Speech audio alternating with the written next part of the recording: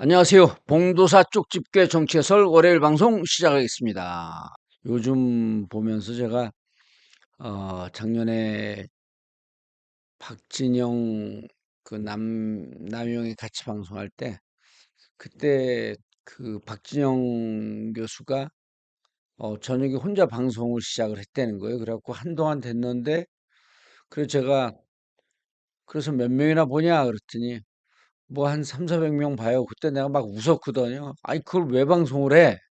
그랬더니 아 그러다 뭐 차츰차츰 늘겠죠. 그래도 뭐 자기가 방송하면서 못하는 얘기를 혼자 앉으면은 얘기할 수 있어서 아주 좋습니다. 근데 제가 그때 이제 막 비웃었는데 아마 그게 불과 1년 반, 2년 전이죠. 제가 이제 비웃음을 받는 그런 처지가 됐습니다. 얼마 전에 우연히 그 커피 한잔 했는데 박지원 교수하고 저한테 그러더라고요. 형님, 이제 내가 최고위원 나오면 형님보다 표 더 많이 나올 거요.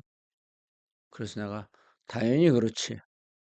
나는 당원들과 당원들의 가슴에 상처를 준 사람이기 때문에 뭐 지금 내가 표가 나오겠어? 그랬더니 잘난 척 하려고 뜩 한마디 했다가 내가 바로 인정을 해버리니까 더 이상 얘기를 안 했다는 그런 전설이 있습니다.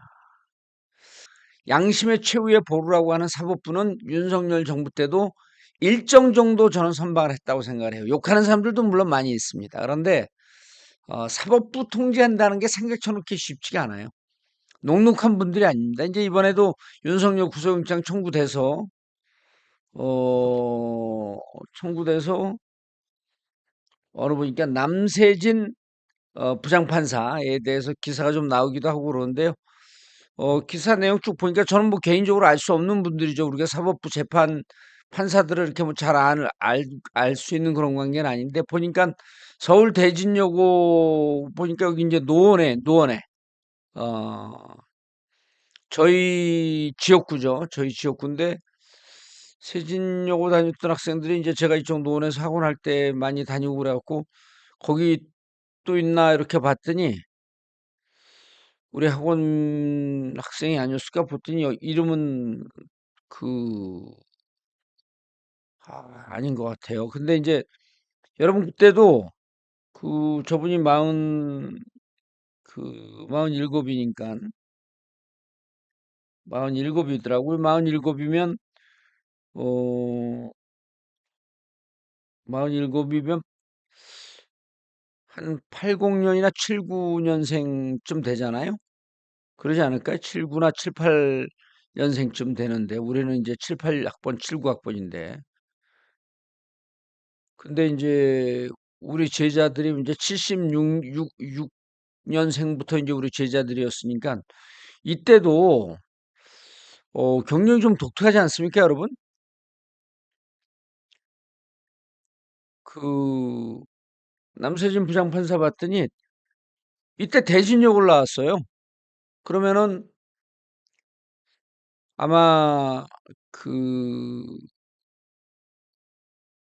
97학번이나 98학번쯤 될 겁니다. 97학번이나 98학번쯤 될 거고, 그럼 고등학교 들어가는 시절이 한 95년, 96년 요때쯤 됐을까요? 94, 5, 6년쯤 됐을 텐데 이때는요 문과 학생들 중에 제일 센 데가 민사고도 있지만 대원외고입니다. 대원외고 가서 뭐 이제 서울대 법대도 가고 뭐 서울대 그 뭐 다른 데도 가고 그러는데 대원외고를 안 가고 그 대진역으로 갔어요. 그 대진역에서 서울대 갔어요. 아마 그때 그 특목고 특히 외고 가고 막 날리고 막 그때 이제 그 꽤 정점에 있던 시기예요. 그런데 이제 대진역으로 가서 서울대 법대 간 거 보니까 조금 이력은 독특하죠. 그러니까 뭐 나는 외고 과고 이런 거 필요 없이 그냥 일반고 가서 열심히 해갖고 뭐 성적 내겠다 이런 판단을 했던 분 같아요. 그러니까 이쪽 노원이 그 학구열이 세거든요. 은행 사고리 뭐 등등 해갖고 학구열이 센데 그래서 그 대진여고 대일외고 뭐 이런 근처에 대원예고 있고 대일여고 여기보다 이제 좀 위탁번인데 그 누구죠? 박주민. 박주민 의원이 저 중랑 쪽인가 거기 어디에서 대원외고를 갔잖아요. 그 대원외고 갔더니 죄다 강남 출신이어서 너무 깜짝 놀랐다는 이제 그런 얘기도 하고 그러는데 여기서 서울법대를 갔고 일반고에서 서울법대를 갔고 또 서울법대에서 사시를 패스했고 연수원 졸업이 3등이에요. 그러니까 거의 천재적인 머리를 갖고 있는 분인 것 같아요. 그 정도면. 연수원 성적 3등이면요. 대단한 성적입니다. 그냥 머리만 좋은 게 아니라 무척 성실한 노력파인 것 같아요. 어,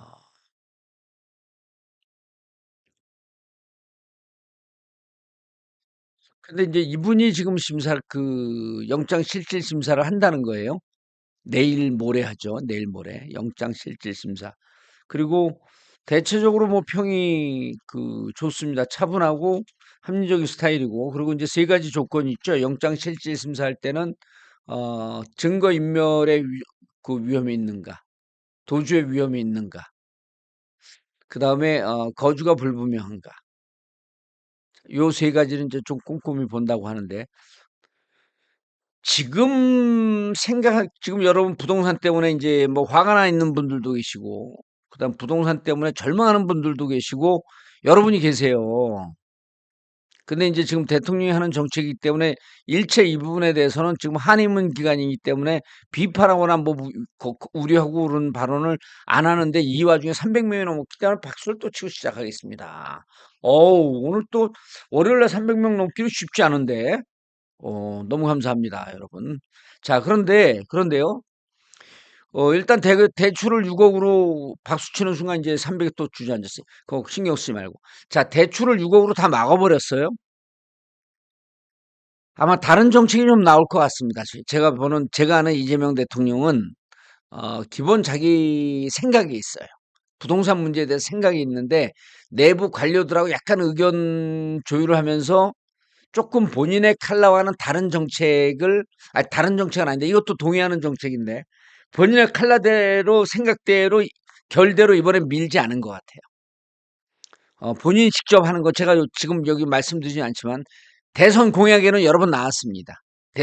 얘기할 때 그러니까 자세히 보면 어딘가에 숨어 있어요 그 내용은. 근데 제가 아직 정책 발표를 하지 않았기 때문에 말씀드리진 않는데 자 6억으로 딱 묶어놨어요. 6억으로 어느 지역이든지 6억으로 묶어놨습니다. 그런데 이미 강남 쪽은 그 오세훈과 똥보로 차대므로써 그러니까 거래 허가 지역에서 풀었었죠. 한 40일인가 50일 정도 풀었었어요. 그때 이미 강남은 현찰 부자들이 있는 데기 때문에 잔치가 끝났습니다. 밥상 다 차리고 상 딱 지었어요. 그러니까 거기서 빡 폭발을 하니까 강남 3구에서 강남 서초 송파에서 폭발을 했죠. 이 폭발한 게 어디로 흘러 넘쳐가요? 마용성으로 흘러 넘쳐갑니다. 그렇죠? 마용성으로 흘러 넘쳐갈 때쯤 되니까 그거를 다시 토지거래 허가 지역으로 묶어버려요. 토지거래 허가 지역을 몇 년 동안 묶었던 걸 문재인 정부에서 묶었던 걸 풀어놓은 거거든요. 그래 팍 폭발을 해. 그냥 그 후지산이 그 화라산이 빡 터진 거하고 똑같아요. 엄청난 짓을 한 거야. 그것 때문에 아마 이번에 대선에 못 나왔을 수도 있어요. 그 명태균 때문에도 못 나왔는데 정책 실패가 무척 큰 겁니다. 강남 서초 송파는요, 그냥 용암이 폭발하기 일보 직전이에요. 왜? 거기 융자받았고 집 사는 사람들 거의 없어요. 그리고 일가구 1주택 이런 것도 개의치 않고, 그런데 거긴 직접 들어갔고, 그 토지거래 허가 구역은 신고하고 직접 들어가서 살아야 되거든요. 근데 그걸 풀어놔버린 거야. 허가 없이 그냥 살 수 있게 해버린 거예요. 그러니까 폭발을 했지. 그러면서 이 3, 4일, 4, 50일 동안 잔치는 딱 끝났어. 빚잔치가 아니라 그냥 완전히 이 부동산 잔치를 끝내고 그리고 이게 마용성으로 넘어가고 서울 전역으로 불덩어리가 되고 서울 전역으로 퍼질 무렵에 또 민주당 정부가 들어선다 그러니까 시장의 시그널은 그럼 집값 뛴다 해갖고 집들을 살려고 난리가 난 거예요. 이상하게 민주당 정부 정당 들었을 땐 부동산이 죽고 진보 정당이 들어오면 부동산이 올라가고 이게 사이클처럼 반복이 되니까 시장은 그 시그널을 그렇게 읽어요. 이게 왜 그런지 원인도 몰라. 아니 문재인 정부는 23번인가 부동산 특별 대책을 하잖아요. 그래도 올라가. 이명박 박근혜 때는 집 내서 빚 내서 집 사세요라고 하면서 돈을 풀어도 땅값이 안 올라가. 집값이 안 올라가.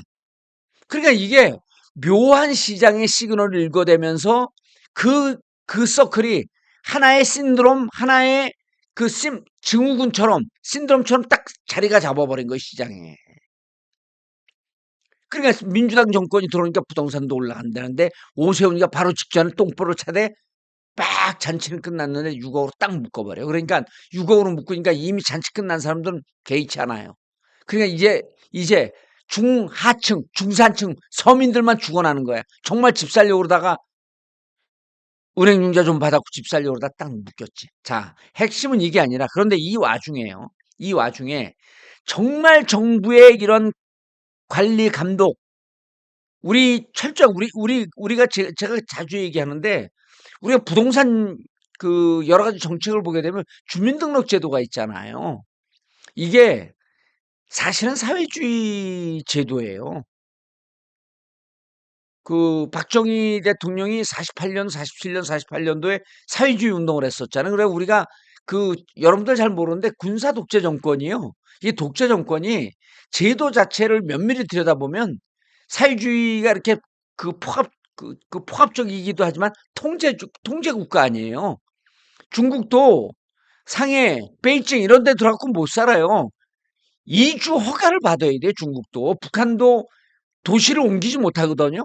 어느 지역에 가고 싶으면 그 시장, 상해 시장, 베이징 시장에 허가를 받아야지 그 지역으로 가서 살 수가 있어요. 그러니까 통제 국가죠.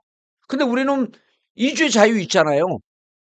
주거의 자유 있고 이주의 자유가 있었고 아무나 가서나 살 수 있는데 중국 우리 부동산 그 정책 이런 게 그다음에 주민 정책 이런 게 사회주의 정책이에요. 그래서 우리는 사회주의 정책의 그러한 통제 군사 독재 정권이 20-30년을 거치면서 그런 통제에 익숙해 있거든. 그러니까 제도가 무척 꼼꼼하게 이렇게 그물망에 쳐 있어요. 정책이. 그냥 우리 다 신고가 되고 다 파악이 되는 거야. 또 인구가 5천만밖에 안 되니까. 중국은 이제 그게 안 되니까 홍채 인식, 눈과 이런 지문 인식 이런 걸 통해 갖고 완전 통제를 해버린 거 아니에요. 어쨌든 그러니까 우리는 철저하게 통제가 되는데 이 통제를 비웃듯이 하면서 요걸 빗나가고 집을 사는 사람들이 있어요. 누구죠? 외국인들입니다. 외국인들이에요. 특히 중국인들이에요. 그러니까 이것 때문에 지금 시장에서 부글부글하거든요. 요즘 기사 많이 나옵니다. 시장에서 이것 때문에 부글부글해요. 왜? 야, 우리는 이거 그 은행 융자 받는 거 다 조사받아야 되고 다 하고 그래야 되는데 특히 이게 올 상반기에 지금 신고된 것만 1,500건입니다. 그래 작년 대비 20%가 늘었는데 그 중에 중국인이 50%예요. 근데 중국인은 자금 출처가 어떻게 되는지 우리는 자금 출처 밝혀야 되거든요. 집 살 때. 자금 출처가 어떻게 되는지 밝히지도 않습니다.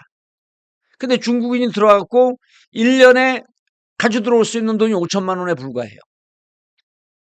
근데 강남에 40억, 50억짜리 청담동에 50억, 60억, 70억, 80억짜리 빌라 막 사대는 거야 그냥. 그 자금의 출처가 어떻게 되죠? 그래서 얼마 전에 기사 한번 보니까 젊은 20대가 87억짜리인가 83억짜리 빌라를 사면서 100% 중국은행에서 융자를 받았다는 거거든요. 그럼 이걸 법적으로 어떻게 해야 될까? 예? 우리 내국인들은 못 사게 딱 묶어두고 그리고 그 자금 출처 밝혀야 되고 직접 들어가서 살아야 되고 이런 거 다 했는데 외국인이기 때문에 이게 그 관리 감독이 안 되고 통제가 안 된다 그래서 집 사는 걸 막 방치하면 어떻게 될까? 아, 2030 MZ 세대들 반중국 정서가 강하잖아. 이 부분에 대해서 얘기를 하세요. 당신들이. 아, 당신들이 아니라 여러분들이 얘기를 하셔야 돼. 이런 거는 왜 상호주의 원칙에 위배됩니다. 이게 박정희 대통령이 뭐 여러 가지 그 문제도 많았지만 70년 초반인가로 기억하고 있는데 외국인 재산 금지법을 발효해요. 그럼 외국인들이 갖고 있던 재산 다 뺐습니다. 그거 갖고 중국 화교한테 그냥 욕을 바가지로 먹었거든요. 근데 저는 그때 당시에 불가피하지만 잘했던 정책이라고 그 찬성을 해요. 중국에서 우리가 땅을 못 삽니다. 여러분. 지금요. 그 상해나 베이징시 나머지 지역은 잘 모르겠는데 상해나 베이징 대도시를 들어가 보게 되면 일단 5년 이상 거주를 해야 돼요. 그다음 세금 납부 이력이 있어서 거기서 집을 살 만큼 충분한 돈을 벌었다라고 하는 게 인정을 해야지 우리가 집을 살 수 있습니다. 못 사요. 우리 한국에서 돈 가지고 갖고 사고 그랬던 거는 초창기에는 그렇게 가능했었는데 그래갖고 초창기 거기 부동산 투자해갖고 건설 투자하고 돈 좀 번 사람들이 있었거든요. 우리 거기서 공장 투자하고 그 부동산 투자하고 그랬던 사람들 결국 다 뺏기고 다 쫓겨났잖아요. 저는 반중국 정책을 펴자는 게 아닙니다. 우리가 그쪽에서 대접받는 그대로 이쪽에서 대접을 해야 된다는 게 이게 상호주의 원칙입니다. 이게 호혜주의 원칙이에요. 그럼 지금 강남에 집사 있는 또 차명으로 외국 돈 끌어다가 집 사는 사람들도 있습니다. 이거 국가가 나는 몰수해야 된다고 생각을 해요. 이재명 대통령이 이런 그 관한성이 있기 때문에 이런 거 몰수해야 됩니다. 이건 철저하게 상호주의, 호혜주의 원칙을 해야 돼요. 이거 민주당 의원들이 지금 보니까 얘기를 못하고 있어요. 이 부분에 대해서. 오히려 국힘 쪽에서 얘기를 합니다. 우리가 정책적으로 중국과 경제를 하고 그다음 미국과 안보를 하고 또 중국 그 미국과도 경쟁을 할 건 경쟁을 하고 중국과도 싸울 건 싸우고 그러지만 이런 문제에 있어서는 민주당 의원들이 얘기를 해야 돼요. 얘기를 해야 됩니다. 아니 우리가 뭐 그 친중 정권이든 뭐 친미 정권이든 그 상호 경제적으로 국가 이익에 관한 거는 국가는요 자국의 이익이 되면 자국 이익 우선 정책이에요. 자국의 이익이 되면 무조건 해야 됩니다. 아니 우리 부동산을 왜 이렇게 사대요? 예? 이럴 수 없잖아요. 근데 그게 상대적으로 자국민에 대한 역차별이기 때문에 이 부분에 대해서는 조사해야 됩니다. 아니 몰수까지는 제가 얘기하지 않았어요. 근데 만약에 어 자금 융통, 자금 마련하는 과정에서의 불법적 측면이 있다거나 그다음 우리 정책의 근거에서 저는 그 우리가 중국에서 받는 대접 그대로 정책을 정리하고 그대로 해야 된다고 봐요. 예. 그리고 중국도요. 보세요. 지금은 인제 그 뭐 땅 소유도 뭐 50년 100 년이니까 결국 소유하는 거나 같은데 중국은 땅은 국가 소유고 그 위에는 건물만 소유하는 거 아니에요. 예? 근데 우리는 땅까지 소유하는 거 아니에요. 예를 들어 갖고 50 평짜리 아파트 34 평짜리 그 아파트면 전용 토지 면적은 34 평이면 한 12-30 평쯤 되지 12-13평 정도. 예? 용적률 300% 그러니까. 그래서 제주도 가 보세요, 제주도. 제주도 좀 그 경제 특구 저기도 중국인 땅 사는 거에 대해서 무언가 국가적 차원에서 정책이 한번 나와야 돼요. 엄청나게 뭐 싹 사재겠습니다. 그리고 그게 그 제주도지사 그 국힘 때 그 돈 먹고 감옥 가고 그랬던 사람인데 그때 잔뜩 사대 갖고 그 좀 해야 돼요. 네. 그래서 저는 그 중국인들이 외국인들 중에서 다른 나라도 그럼 중국만 이러는 거냐? 다른 나라도 우리나라가 예를 들어 그 미국 가 갖고 마구 그 편하게 집을 살 수 있다고 한다면 미국인이 우리나라 와서 편하게 살 수 있는 건 용인을 해야죠. 상호주의 원칙이라는 게 그게 우리 국민이 가서 외국에서 대접받는 그대로 그 나라 국민이 우리나라 왔을 때 똑같이 대접을 하자. 좀 그렇게 생각합니다. 어. 그리고 중국은요. 지금 부동산 경기가 죽어 갖고 대출 엄청 해 줍니다. 민주당 잘하고 있어요. 자, 제가 민주당 잘못하고 있다고 하는 게 아니라 민주당 의원님들이 이런 얘기도 좀 했으면 좋겠다. 왜냐하면 강남에 지금 우리 부동산 때문에 부글부글 끓는데 그중에 크진 않지만 예를 들어서요. 저는 개인적으로 보유세 그 그러니까 일정 정도 금액 이상 예를 들어 30억 이상 아파트 주택에 대해서 보유세 늘리는 거에 대해서 전 찬성을 합니다. 그럼 보유세가 늘어나면요. 갖고 있던 집 내놓거든요. 그 보유세 한 10% 내갖고 못 버텨요. 30억 짜리면 그 10% 보유세 내면 1년에 3억이거든요. 3억이면 한 달에 2,500만 원씩 냅니다. 보유세 그렇게 내갖고 어떻게 집을 갖고 있어요? 그래서 미국이나 이런 데 보유세 그 서구의 일반적인 추세가 보유세를 많이 물리잖아요. 거래세는 잘 없습니다. 왜? 거래는 하라는 거예요. 예. 그래서 거래세는 줄이고 보유세 올리면은 부동산 문제 해결할 수 있는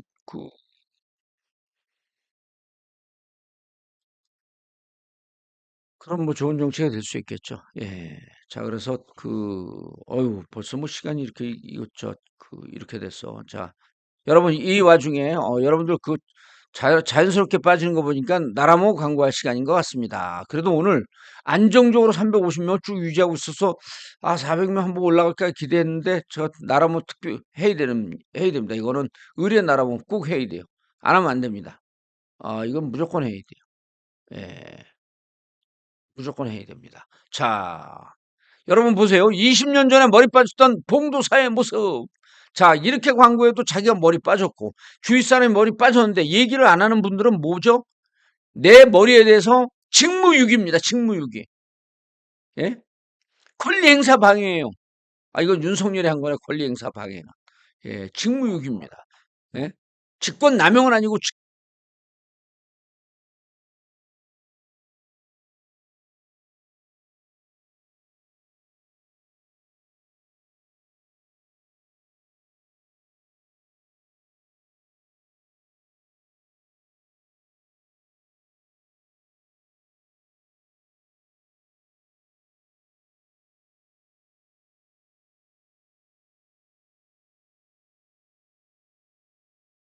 병원은 주고 괜찮네 이제 또. 예, 마이크 멈췄어요. 다시 나와요. 예.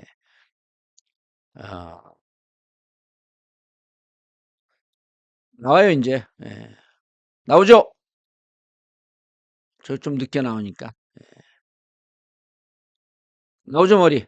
머리가 나오는 게 아니라, 예, 잘 나오고 있습니다.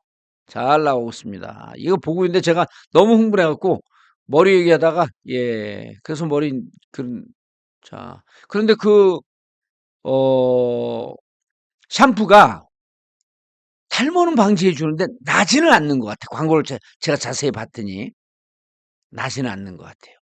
제가 지금까지 수도 없이 많은 걸 해봤어요. 예. 뭐 판토 뭐 이런 거 우리나라에 수입하기 전서부터 제가 미국 가서 직접 사다 바르고 먹고 그랬거든요. 프로페시아도 덜 빠지긴 해요. 덜 빠지긴 해요. 나진 않습니다. 그래서 여러분 나는 거는 제가 지금까지 본 건 나는 거는 나라고밖에 없다. 그래서 이렇게 직접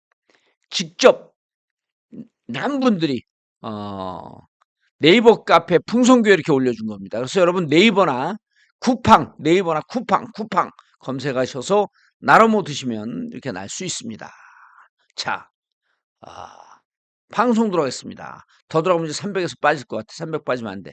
자, 보세요. 오늘 박지영 내란 특검보가 이거 중요한 포인트를 얘기했어요. 일단 9일날 구속영장 청구해서 이제 9일날 실질 심사를 하는데 여러분 보세요. 그 법은 직권남용 권리행사 방해, 그리고 허위 공문서 작성, 특수 공무집행 방해, 대통령 경호법 위반 이렇게 했어요. 이 네 가지인데 여러분 잘 기억하세요. 외환죄는 빠졌습니다. 외환죄 빠졌어요.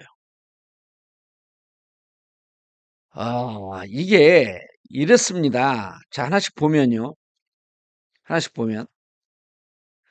특검이 구속영장 청구서를 통해서 이제 탄핵 심판과 수사 재판 과정에서 보인 윤 대통령의 어, 윤 대통령의 그 전반적인 태도를 아주 강도롭게 비판했습니다.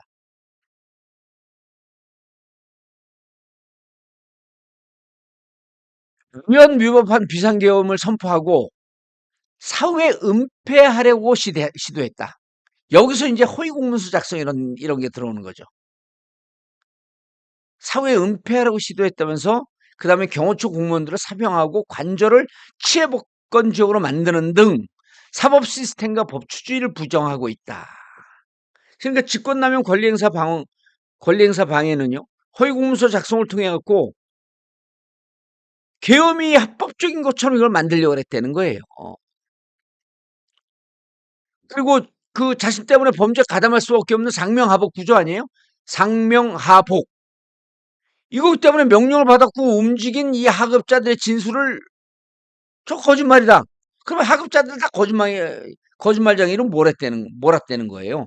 근데 이거는요, 그 영장 집행하러 들어갔을 때 막 시켜갖고 자기가 못 들어오게 막은 거 아니에요. 그 경호처 직원들을 시켜갖고. 그 경호처 직원들이 나중에 위에서 시켜서 어쩔 수 없지 않습니까? 그러니까 나는 시킨 적 없었다. 이러면서 오리발 내미는 거죠. 그리고 실질적으로 영장 방해는 특수공무집행 방해. 그다음 경호원들을 그렇게 사병화처럼 쓴 거는 대통령 경호법 위반. 그리고 이제 여기서 재밌는 얘기가 나와요. 그리고 이제 그 강의구 전 대통령실 부속실장이 특검 조사를 받게 되니까 윤 대통령 변호사가 여기 입회해서 윤 대통령에 유리하도록 강의구 전 실장의 답변을 유도하고 검사 질문을 막기도 했다. 이거는요, 수사 방해예요, 수사 방해. 이거 특수공무집행 방해에 해당하는 겁니다. 이거 수사 방해거든요. 그러니까 이런 걸 보면 어떻게 될까요? 야, 니네 특검에서 이렇게 조사를 하는데도 들어와갖고 방해를 하잖아. 그럼 니네 풀어주게 되면 그냥 여기에 나와서 진술하는 사람들 일일이 나와갖고 진술할 때마다 가서 반은 협박하고 반은 아니다라고 강변하게 되면 그 사람들이 위축이 돼갖고 제대로 진술하겠어? 그 증거인멸이죠. 그러면서 이제 여기 이렇게 얘기를 해요. 윤 대통령이 법률주의자면서 자칭 법치주의자임에도 불구하고 이거 풀었으면 윤 대통령 법꾸라지이기 때문에 누구보다도 법을 경시하는 태도를 보이고 있어 유죄가 선고되더라도 판결 경과에 승복할지 여부도 불분명하다 강조했어요. 이거는요, 아니 유죄가 나도 인정하지 않을 사람인데 증거인멸을 할 거는 불을 보듯이 빤하다. 그래서 제가 항상 그러잖아요. 지위가 낮은 사람은 도주의 위험이 있어. 사람들이 몰라 보니까. 우리 사회적으로. 유명하지 않은 사람은 도주의 위험이 있어요. 그러나 유명한 사람들은 알아보기 때문에 도주 못하고 자기의 권위를 이용해서 증거 인멸을 합니다. 그 증거 인멸할 가능성이 있다 그랬어요. 그런데 요거만 영장 청구를 한 게 아니라 나오죠 이거. 영장 청구한 게 아니라 오늘 재밌는 기사가 나와요. 여러분 이렇게 영장 청구한 내용을 여러분은 어떻게 알죠? 저는 어떻게 알까요? 제가 그래서 그분들 영장 청구한 거 취재를 했을까? 보도가 다 된 거예요. 어떻게 보도가 됐을까? 누가 얘기했을까? 특검이 영장 청구하고 영장 청구한 내용을 한 60쪽 정도 낸다는데 그 언론에 브리핑해요 그거를? 아니죠. 오늘 특검이 작심하고 세게 얘기합니다. 자신들이 구속영장 청구한 거를 변호사가 복사해 갔다는 거예요. 예? 변호인 등사가 있었다 그러거든요. 윤석열 변호인 등사라고 하는 건 복사를 해 갔다는 거예요. 그러면서 구속영장 청구서가 유출됐다. 그리고 이 유출한 변호인이 누군지 확인했다는 거예요. 근데 이 얘기를 왜 했을까? 여기에 특검이 고도로 높은 차원에서 승부수를 던진 거예요. 야, 너네들 봐봐. 이거 영장 내용 다 노출시켰잖아. 예? 영장 내용 다 노출시켰지? 자, 봐봐. 이거는 보통 피의사실 공표한 거야. 피의사실 공표죄는 수사기간으로 한정되어 있었으나 이번은 특검 영장 내용이 공개돼 결과적으로 피의사실 전체 공표가 이루어졌어요. 그러니까 어떻게 되냐면 이 영장 내용에는 이 영장 내용에는 뭐가 있었냐면 수사 과정에서 참고인들이 나와서 진술한 내용들이 있어요. 이 관련자들이 진술한 내용이 그 영장 내용에 있거든요. 이거를 공표함으로 인해서 윤석열 측은 이 내용을 공표함으로 인해서 야, 이 사건 관련자들이 한때는 윤석열 밑에서 어쩔 수 없이 있었던 이 관련자들인데 지금은 특검이 수사를 하니까 있는 그대로 사실대로 얘기를 한 거예요. 그러니까 윤석열 측에서 니네 나가서 우리 다 일렀지? 니네 우리가 다 지켜보고 있어? 하면서 영장에서 나온 내용들을 관련자들의 내용을 언론에 노출시켜버린 거예요. 그거는 자기들이 앞으로 이 관련자들이 수사기관 가서 특검 가서 제대로 진술하지 못하게끔 딱 막기 위해서 이걸 흘렸다 이렇게 보는 거예요. 수사방해라는 거죠 이게. 이해하셨죠? 공소사실 그러니까 영장 내용을 구속영장 내용을 공표하면 그 내용이 쭉 나오잖아요. 그 나오니까 사람들이 저거 내가 발언한 게 나왔네. 내가 발언한 게 나왔네. 이러면서 발언한 사람이 앞으로 수사기관에서 부르면 위축이 될 거라는 거예요. 왜? 내가 한 내용을 특검이 지켜주지 못하고 저거 다 해갖고 노출된데 그러면 친윤이 아직도 국힘도 잡고 있고 친윤이 여전히 살아있는데 내가 이거 좀 불이익을 당하지 않을까? 괜히 가서 얘기한 것 같은데 괜히 이러면서 윤석열에 대해서 있는 그대로 내용을 얘기한 사람들이 위축될 위험성이 있다는 거예요. 그리고 그거를 노리고 노출했다는 거예요. 그 특검은 너네 이런 식으로 하면 가만두지 않겠어. 그래서 9일 날 이 구속영장 내용을 공표한 부분에 대해서 재판부에 가서 얘기하겠다는 거예요. 그러면 이게 무척 악의적이거든요. 그래 수사 등의 비협조적이고 부정적인 태도예요 이게. 그리고 법을 잘 아는 이 법꾸라지가 이 법을 아는 내용을 이용해서 자기 수사를 방해하면서 자기한테 유리하게끔 수사를 끌고 가려고 하는 고도의 불법적 행위인 거죠. 그리고 이건 또 법 위반이에요. 개인정보보호법 위반한 거예요. 윤석열 주민번호도 다 나왔고 싹 내온 거 그리고 윤석열뿐만 아니라 거기서 발언하고 이런 사람들도 나온 것 같아요. 보니까 이게. 그래서 관련자들의 진술의 언론 노출은 진술자들의 심리에 부정적 영향을 미쳐서 수사에 어려움을 초래하는 수사방해다. 이해하시겠죠? 저거 노출하는 게 어떠라 우리가 더 알게 돼서 더 좋은 거 아니야? 이게 아니라 진술한 사람도 얼마나 노심초사하겠어요. 나는 그래도 특검을 믿고 특검한테 사실은 나는 뭐 그때 시켜서 어쩔 수 없이 했지만 뭐 사실은 이러이러한 겁니다. 이렇게 얘기를 했는데 그게 다 나온 거야. 언론에. 어머 어떡하지 이거? 저 멧돼지가 승질나고 또 나한테 뭐라고 그러면 이거 어떡하지?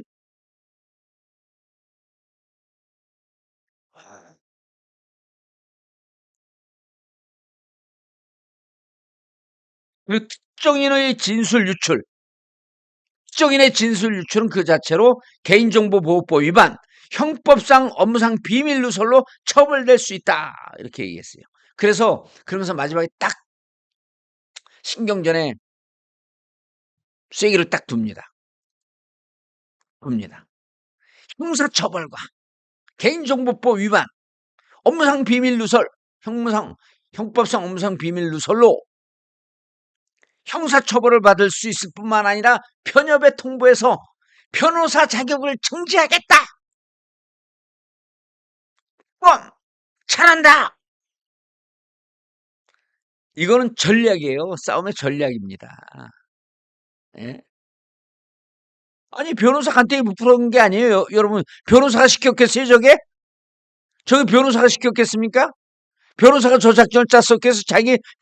변호사 자격증이 잘못하면 6개월 1년 정지당하면 그동안에 집에서 쫓겨나요 부인한테. 저건 변호사가 한 게 아니라 윤석열이 시켰을 가능성이 무척 높죠. 윤석열이 야 저 다 공표해, 이 자식. 이것들 감히 가는, 이것들이 가면 가서 나한테 불리한 발언을 해? 이 자식들이 말이야. 야, 저 공표해버려, 이 자식들 가만둬. 이렇게 했을 가능성이 높아요. 변호사가 무슨, 변호사는요. 여러분, 변호사는 그냥 변호사예요. 변호사 비용 받아갖고, 받은 만큼 일합니다. 예? 변호사 이거 나중에 그 개인정보법 보호 위반, 그 다음에 형법상 엄상 비밀 누설, 이거로 이제 조사받겠죠. 조사받은 변호사들 이제 그때 갖고 그 꼰지르겠지. 꼰지르는 게 아니라 고자질 하겠지.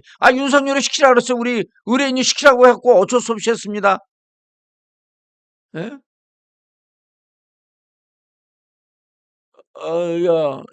네 변호야? 너 사법고시 몇 개야, 임마? 어? 나 서울법대 7구학번인데, 야, 그, 저거, 구속영장 청구한 거 그 내용 언론에 다 흘려. 언론 얘기해, 이 자식들 그냥 어디 갖고, 응? 감히 나한테 내 등에 칼을 꽂아, 이 자식들이. 아유, 대통령님, 그거 안 됩니다. 안 되긴 뭘 안 돼, 이 자식아. 해! 야, 임마.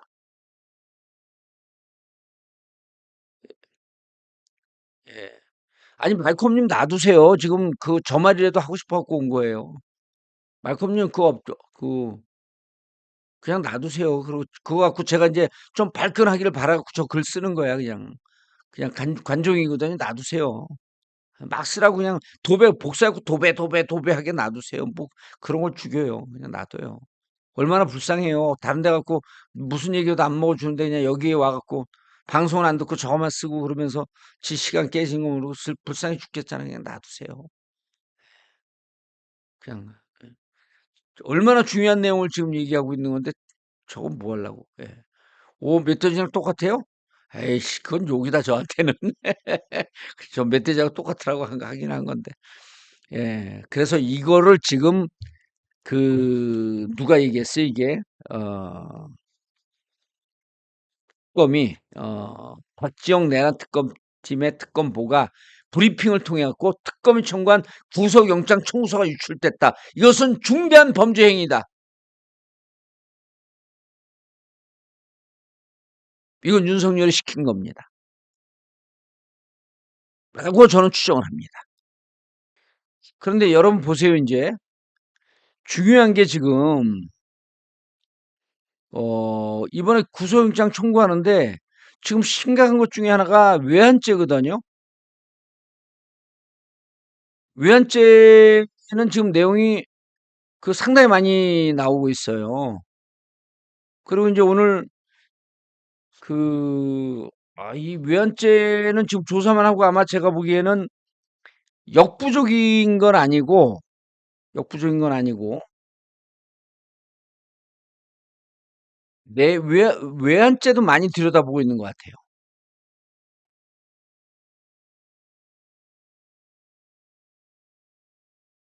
그리고 제 생각에는 외환죄도 내용을 많이 좀 조사를 잘하고 있는 것 같은데, 이거 좀 오디오가 나가니까 확 떨어지네. 100명이 떨어져 나갔네. 아, 여러분, 근데 이번에 외환죄를 왜 그 구속영장 청구에 안 넣었을까요? 예, 끝난 줄 알고 많이 나가셨구나. 예, 괜찮아요. 또 이제 그럼 왜 안 넣었을까요? 외환죄 무척 중요하잖아요. 지금 내란죄에 광범위하게 지난번에 이제 내란 수괴죄에 대해서는 직연히 석방을 해놨기 때문에 지금 불구속 재판을 받는 겁니다. 불구속 재판을 받는 거예요.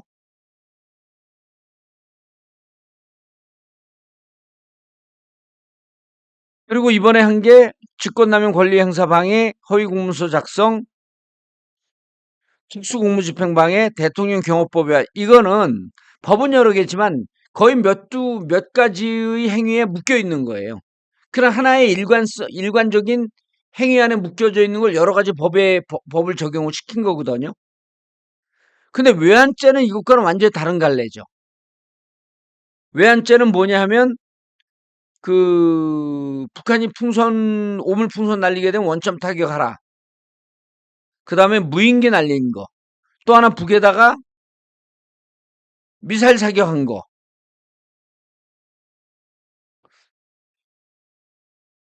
이런 등등이 실질적으로 북한의 전쟁을 유발해 갖고 그것을 명분으로 계엄령을 하려고 했던 이 시도, 이런 거를 지금 외환죄로 보는 거거든요. 근데 이번에 외환죄를 왜 안 넣었을까요, 여러분?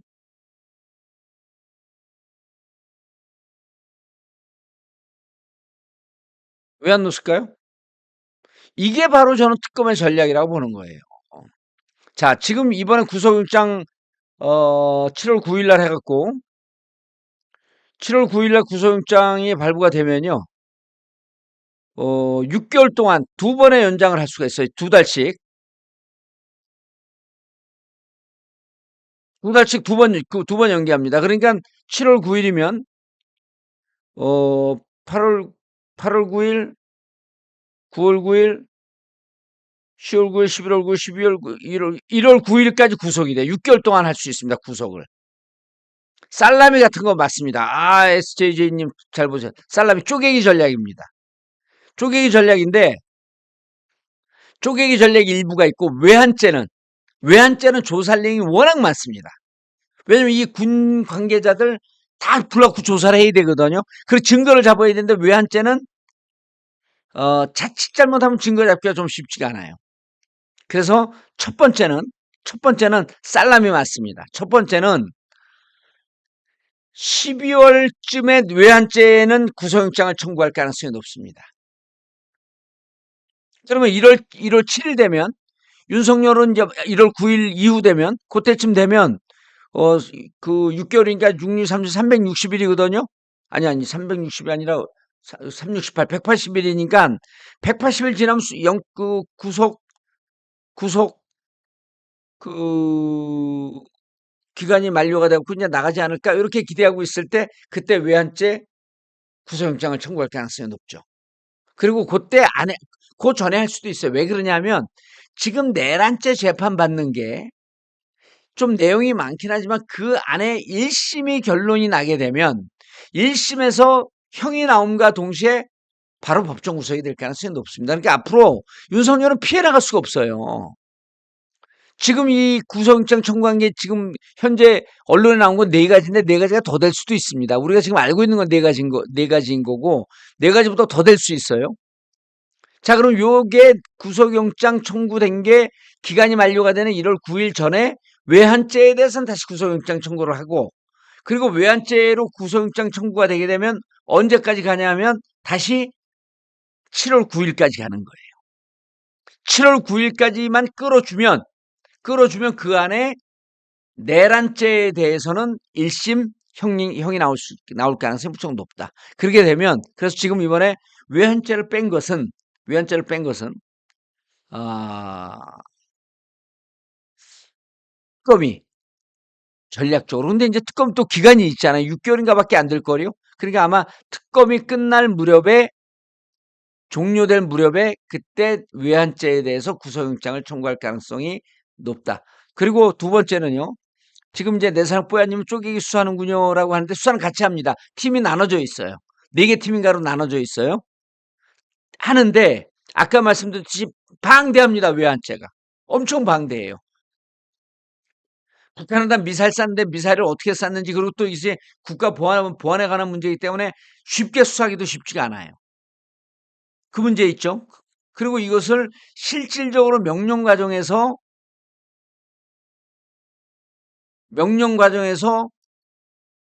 윤석열이 직접 했는가라고 하는 것을, 그리고 이것이 북이 전쟁을 도발하려고 했는지 이런 것을 입증해야 되기 때문에 요 입증하는 게 다른 내란죄나 이런 그 네 가지 특수공무집행방해, 대통령 경호법 위반 이런 거보다는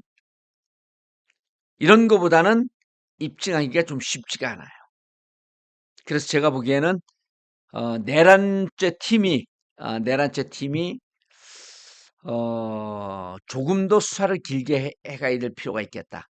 그래서 이제 그런 등등 때문에 이번에 외환죄를 뺐다. 근데 외환죄 뺀 직접적인 이유는 아까 말씀드렸듯이 이번에 어느 정도 외환죄에 있어서, 그리고 외환죄에 대해서도요.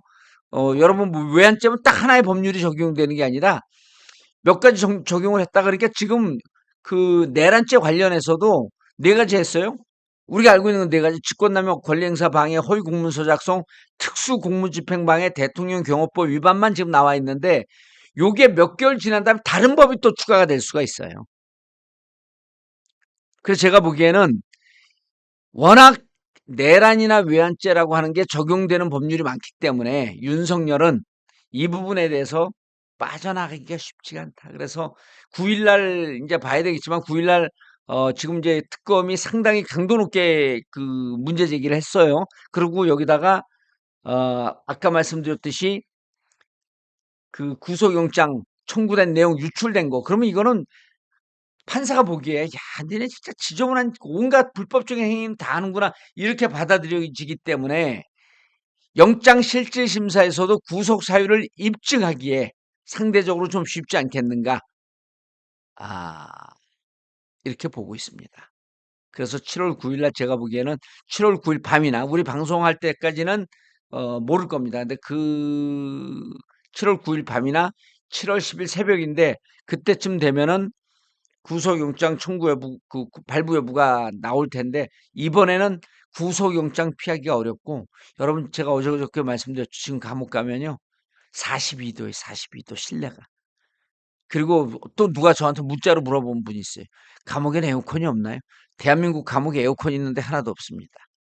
징역 안에 에어컨이 없어요. 선풍기 하나 갖고 돕니다. 그 지금 들어가면 진짜 여름징역은 너무나 힘듭니다. 이 힘들 때 그동안에 수많은 사람들 징역에 놓았으니까 이제 진짜 네가 한번 그때 징역은요. 1월에 들어갔던 징역은 겨울징역 아니에요. 겨울징역은 별로 힘 안 들어요. 여름징역이 힘듭니다. 그래서 여름징역 한번 들어가서 푹푹 한번 이 찜통 더위에, 지금 이제 제가 있을 때 밖에 온도가 한 32, 3도였을 때 안에가 42도였으니까 지금 밖에 온도가 40도면 안에는 50도 되는 거죠. 많이 고통스러울 겁니다. 그래서 예.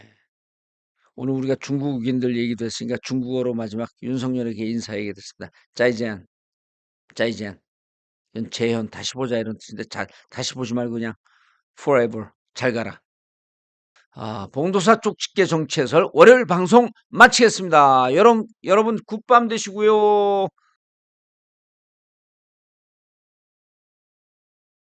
안녕하세요. 봉도사 쪽집게 정치 해설 시작하겠습니다. 자, 오늘은요, 외환죄 간단하게 정리 좀 하고, 외환죄 관련해 갖고는 사건이 3개예요. 3개. 사건이 3개입니다. 무슨 사건이 첫 번째 있었냐면, 이 3가지 사건 하나하나가 다 끔찍합니다. 진짜 한반도는요, 이게 왜 미국이 개입해갖고 이 전쟁, 북한의 도발을 막았을지를 생각하게 되면, 한반도 사정을 조금이라도 아는 분들이면, 진짜 이 바보 같은 놈들이 윤석열, 김영현 일당이 큰일 날 짓을 한 거예요. 서울이 불바다 되면요, 여러분, 그 북한에서 장사정부 열구고 쏴대면 서울 인구의 3분의 1이 죽어요. 그러면 3, 400만이 죽는 거예요, 우리 국민들의. 그렇게 단기로 끝납니까? 전쟁이 나게 되면? 단기로 절대 안 끝나요. 지금 우크라이나 전쟁 상황 보세요. 4년을 가잖아요. 자, 첫 번째 사건이, 이게 웃으면서 할 얘기 아니에요. 외환죄 관련해서요. 첫 번째 사건이 뭐냐면 무인기 날린 거예요. 무인기 날렸는데, 지금 나중에 이제 그 사건이 계속 드러나면서 보니까 무인기를 최소한 3번 정도 날린 것 같아요. 3번. 지금 이제 특검이 조사하고 있죠. 3번 정도 날렸는데 지금까지 나온 거는 75호는 실질적으로 드론 비행 훈련을 했고, 74호가 없어졌는데 74호가 북한에 떨어진 거하고 북한에서 사진 공개한 거하고 똑같다는 겁니다. 예. 그래서 무인기를 날렸는데 북한에서 10월 12일 날 남측 무인기가 추락했다라고 이제 북한 외무성이 발표를 했어요. 그리고 국방과학연구소가 우리 것과 동일하다고 하는 확인을 해줬고, 그런데 우리 군은 부인을 했죠. 대답해 줄 수 없다. 김용현 국회 나와서 국회 국방위원회 나와서 확인해 줄 수 없다. 여러 가지 복잡한 사정이 있다. 왜? 지가 날렸으니까.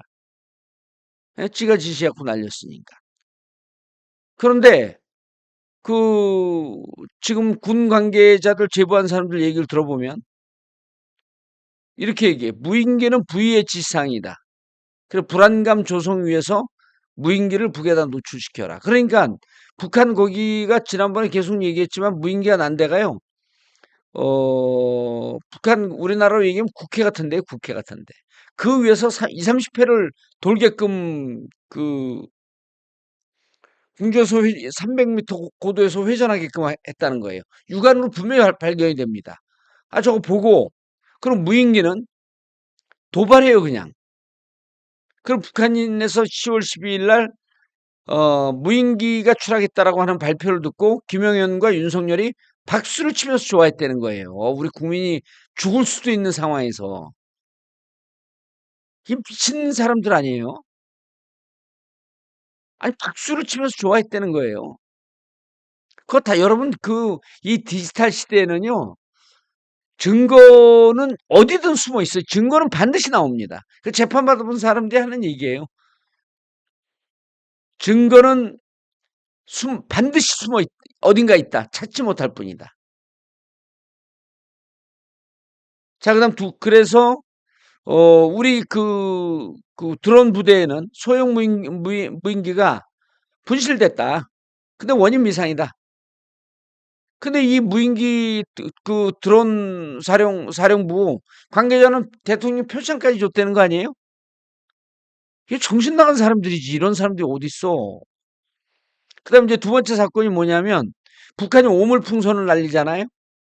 그 오물풍선 날리면 휴전선 군사분계선 북방 한계선 안쪽에서 날립니다. 자기들 군사 지역에서 날려요.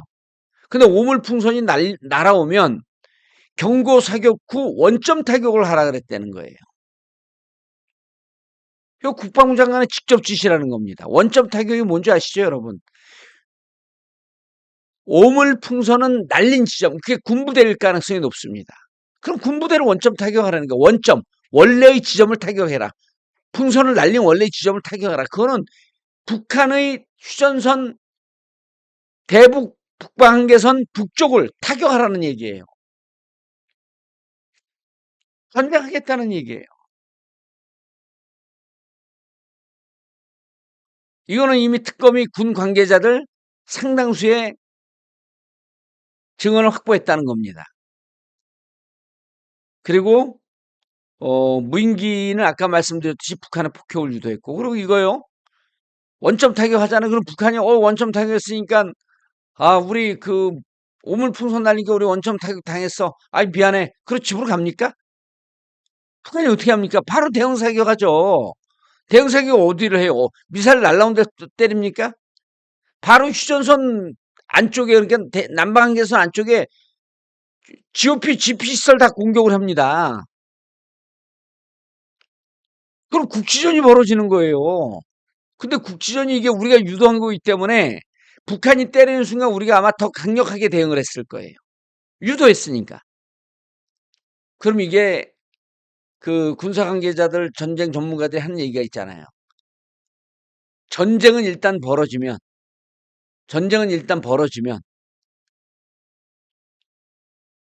핸들이 고장난 차와 같이 스포츠카처럼 질주한다는 거예요. 어디로 튈지 아무도 몰라요. 이게 두 번째 사건이고요. 세 번째가 뭐냐면 6월서부터 해갖고 10월까지 약 700번에 대해서 미사일 사격을 합니다. 북한을 향해서. 그 예전에 이명박 시절에 그 미사일 우리가 사격해갖고 그쪽에서 대응 사격해갖고 그 연평도 공격받고 그런 거 아니에요? 공격받고 그런 다음에 우리가 뭐 그 군사력이 부족해서 대응을 못 합니까? 우리가 군사적 대응을 못 해요. 한미연합사령관의 그 승인을 받아야 됩니다. 이번에도 마찬가지죠. 미사일 쏘는데 근데 이번에는 보니까 미국은 알았어요. 미국은 알았어요. 그런데 이게 더 이상 확전되지 않은 게 제가 지난번에 한번 잠깐 얘기한 적이 있는데 트럼프 대통령이 당선되고 나자마자 바로 북한과 관련해서 북한과 한라인으로 연락을 주고받고 있었다. 이렇게 얘기해요. 그러니까 우리가 이렇게 그 미사일 발사하고 700발 포격 미사일이 아니라 포격을 했다는 거 포격. 700발 약 한 100 뭐로 했다는지 뭐 자기들은 부인을 하니까.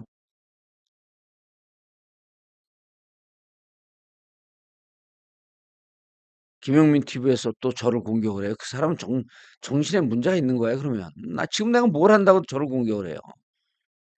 예. 그 놔두세요. 대응해 주기를 바라고 있어요. 김영민 씨 이런 분들은 대응하면 대응했다고 그걸 제가 여기서 얘기하잖아요. 그거 녹취 떠갖고 날리면서 자기를 공격했다 그러면서 예. 그 대응 여러분 가서 그런 걸 왜 보고 계세요? 음. 그런 거 신경 쓰지 마세요. 저도 인제 뭐 그 목회 활동을 왜 했는지 잘 이해가 안 가요.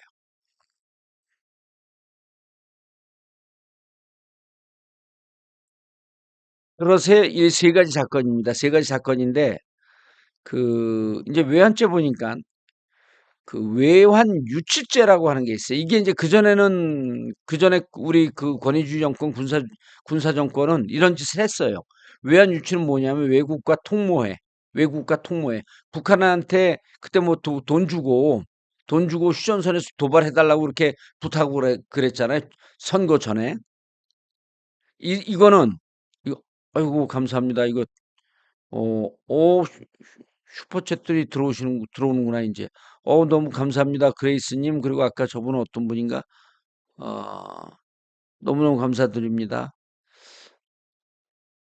어 그래서 이 세 가지예요. 여러분 외환죄 하면 딱 생각하는 게 세 가지만 생각하시면 됩니다. 첫 번째가 무슨 행위를 했냐면 드론 무인기 날린 거고요. 두 번째가 원점 타격 명령 내는데 이건 실행을 하지 않았죠. 그리고 약 700발에 해당하는 포사격을 했습니다. 포사격. 그래서 요거는 외환죄에 해당하는 게 외환유치죄가 있어요. 외환유치죄라고 하는 것은 그 나라와 공모해서 전쟁을 해달라고, 국지전을 해달라고 부탁을 하는 거예요. 외국과 통모의 전투가 일어나게 하는 죄. 그전엔 그런 게 있었는데, 어, 지금 이게 해당이 안 되고, 형법 제99조에 일반 이적죄라는 게 있답니다. 일반 이적죄. 이건 대한민국의 군사상 이익을 해한 죄예요. 군사상 이익을 해한 죄. 그럼 군사상 이익을 해한 죄는 딱 떨어지죠. 드론기 무인기 같은 경우는 일단 무인기를 군사적 목적으로 하지 않고 군사적 충돌을 발생시키는 도구로 썼어요. 그리고 그 부분에 대해서 계속 은폐하고 거짓말을 했습니다. 그래서 이 무인기를 근거로 해서 무인기를 근거로 해 갖고 나머지 것을 찾아내면 됩니다. 오물풍선 원점 타격은 자, 오늘 이준석 때문에 대통령께서 화가 좀 났어요. 예? 대통령께서. 뭐라 그랬냐면 이렇게 얘기하셨잖아요. 국무회의 비공개 회의한 것 같고 자기 정치하지 마라. 예? 아주 강한 오토로 질타했어요. 국무회의 비공개 내용을 개인 정치에 왜곡해 활용해서는 안 된다. 왜곡해 활용해서는 안 된다. 이 얘기가 왜 나왔냐면 추정입니다. 추정입니다. 이상했어요. 국회 가방위원장 최민희 의원이 회의를 진행하는데 이진숙 방통위원장이 대통령이 국무회의에서 방송장악 언론장악에 대한 관심이 없고 대통령 진짜 관심 없는 건 맞아요. 그리고 장악할 생각도 없으니까 방통위원회에서 방송관리안을 만들어 와봐라. 이렇게 지시를 했다는 거예요. 대통령 캐릭터와 그 정치 스타일을 우리가 잘 알지만 지금 적과의 동침을 하는 거예요. 어쩔 수 없어요. 인사를 다 하질 못하고 인수위원회가 6개월이 그 2개월이 없었잖아요. 그 어쩔 수 없이 같이 하는 겁니다. 그런데 이진숙 그 하는 행위가 마음에 들겠어요? 국민 밉상인데?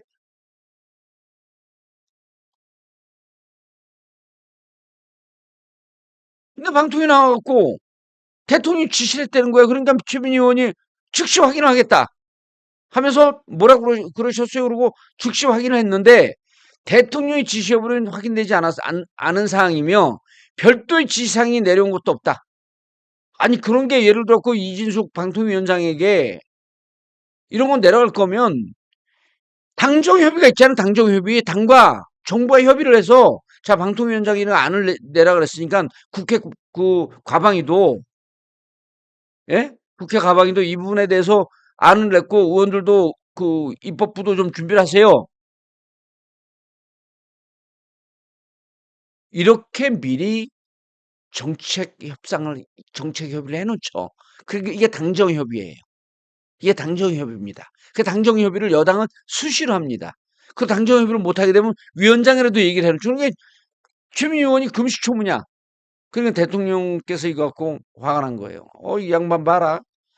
불가피해서 지금 적과에 동침하는데 자기 정치해. 이거 노네. 그러니까 예외 없이 강한어조로 질책했다라고 강유정 대변인이 밝혔습니다.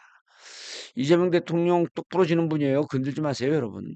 예, 지금 여러분하고 국무회에서 분위기 좋게 이렇게 한다고 해도 한번 딱 지키면 여러분들 살아남기 쉽지 않습니다. 그리고 이제 게다가 뭐랬어요? 감사원 이진숙 방통위원장에게 이제 일단 주의 처분을 줬어요. 뭐라 그랬냐면 이진숙 방통위원장의 정치적 중립 의무를 위반했다면서 주의 처분을 내렸습니다. 감사 결과 보고서를 내고 일반 공직자보다 엄격한 정치적 중립성과 품위 유지가 요구가 되는 기관장인데 전파 가능성과 파급력이 강하고 편파되어 있는 유튜브 방송에 나가서 특정 정당 또는 정치단체를 지지하고 반대하는 등 공무원으로서의 정치적 중립 의무를 위반했다. 라면서 주의 조치한다. 뭐 좀 있으면 이제 집에 짐 싸고 집에 가세요 하겠죠. 근데 이제 지난해 9월에 탄핵으로 직무가 정지됐을 때 보수 유튜브 채널에 계속 나갔다는 거예요. 그래갖고 민주당이나 좌파 집단은 우리가 상상할 수 있는 모든 것을 다 하는 집단이다. 조심해라. 예? 그러면서 민주당 까고 그다음에 보수의 여전사라고 하니까 참 감사한 말씀입니다. 아니 지금 이렇게 사진 보고 있는데요. 옛날에 에휴,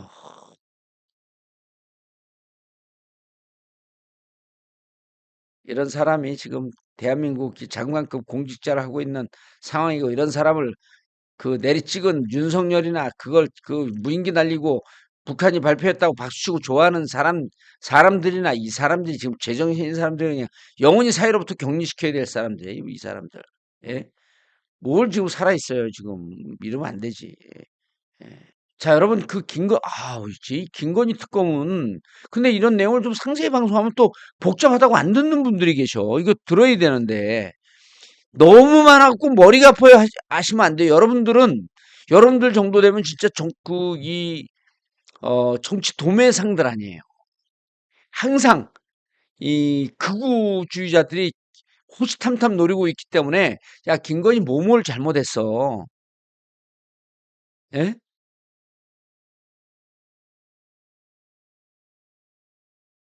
이런 얘기를 할 수 있어야 돼요. 자, 이제 보세요. 저는 이 도이치모터스 주가 조작보다 3부가 크다고 봐요. 3부가. 그 삼부토건이죠. 삼부건설, 삼부토건. 이게 그래서 삼부토건은요. 지금 이제 그 이종호 아시죠, 여러분? 이종호 BP 블랙펄 인베스트먼트. 그러니까 주가 조작에 도이치모터스 주가 조작 주범이 이게 삼부토건 주가 조작에 또 관여를 합니다. 라고 저는 추정을 해요. 어, 저는 추정을 합니다. 그런데 어, 그 이종호가 계속 나온대. 아이고 민주화님 감사합니다. 또 박수를 치겠습니다. 오늘 슈퍼챗 너무 많이들 쏴주시네. 너무 감사합니다. 자, 이종호가 김규현하고 통하면서 자 내일 3부 체크해라 그랬어요. 그 멋진 해병 단톡방에서 4명인가 5명인가 6명밖에 없었죠. 티커맨님이 무슨 얘기를 하나 무슨 마약을 풀라 그러지? 좀 무슨 뜻일까? 은어인가? 아니죠? 어.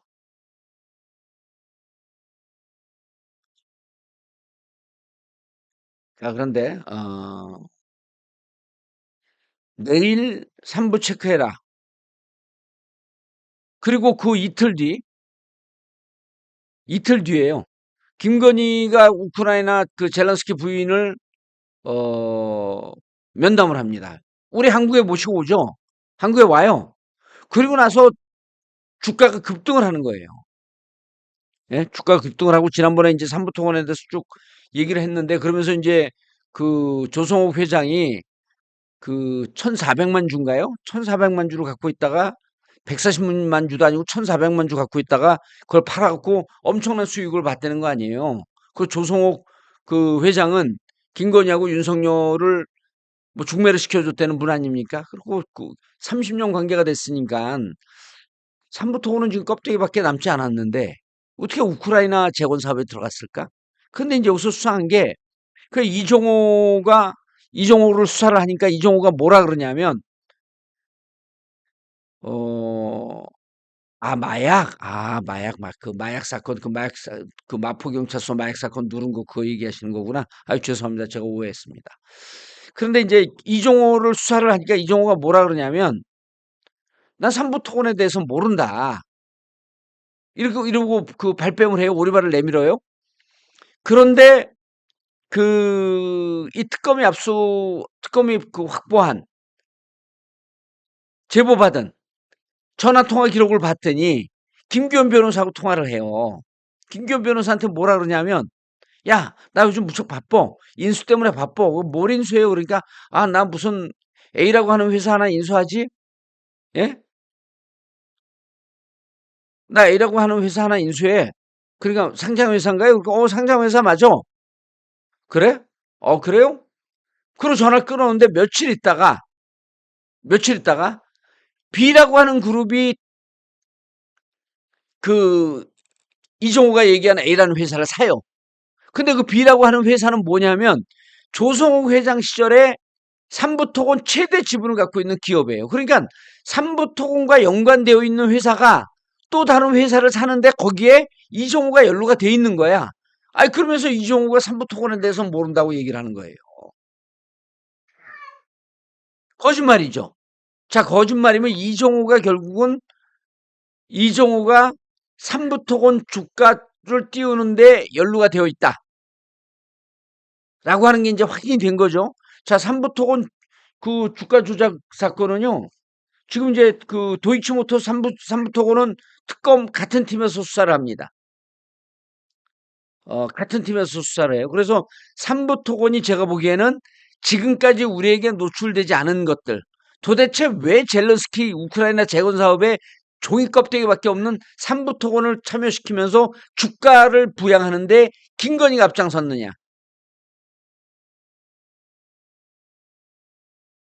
이게 이제 드러나는 거죠. 이게 드러나는 거예요.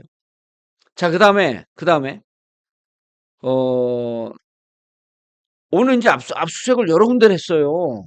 예? 아유, 뭐 압수수색을 여러 군데 했어요. 그러니까 지금 오늘 이제 윤상현 이거 보시면 어 윤상현, 김영선 그리고 윤상현은 어 윤상현은 어디까지 압수수색을 했냐면 의원 자택과 국회 사무실까지 압수수색을 했어요. 여러분 윤상현 의원 잘 알죠? 잘 모르시나요? 윤상현 의원과 두 번 싸웠고 두 번 다 그 고배를 마신 우리의 동지 남영희 위원장 있잖아요. 남영희 위원장. 지금 이제 다시 선거 치르면 남영희 위원장이 백전백승인데 이 사람이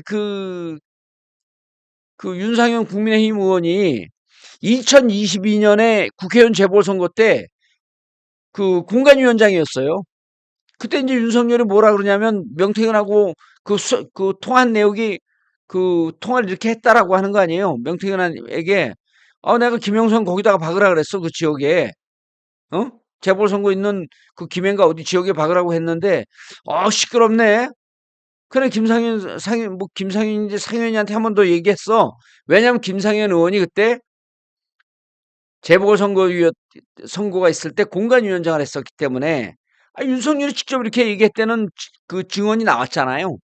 그러니까 이게 뭐냐면 이게 왜 이렇게 됐냐면 왜 김영선을 줬냐 하면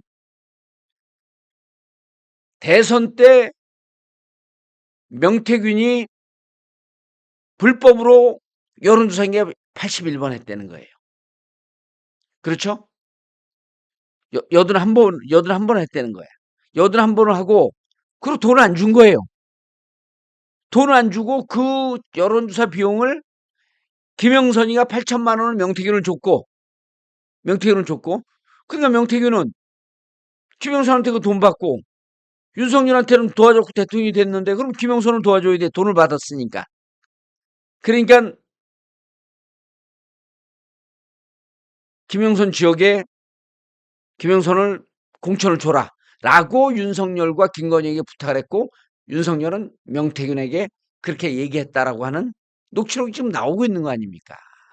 그러니까 이제 이거는 뭐냐면 어디에 해당하냐면 명태균 김여사 공천 개입 의혹팀에서 이건 수사를 하고 있는 거예요. 근데 이제 저는 이게 지금 뭐 내용이 너무 많아요. 그리고 오늘 또 경찰서 압수수색 들어갔잖아요.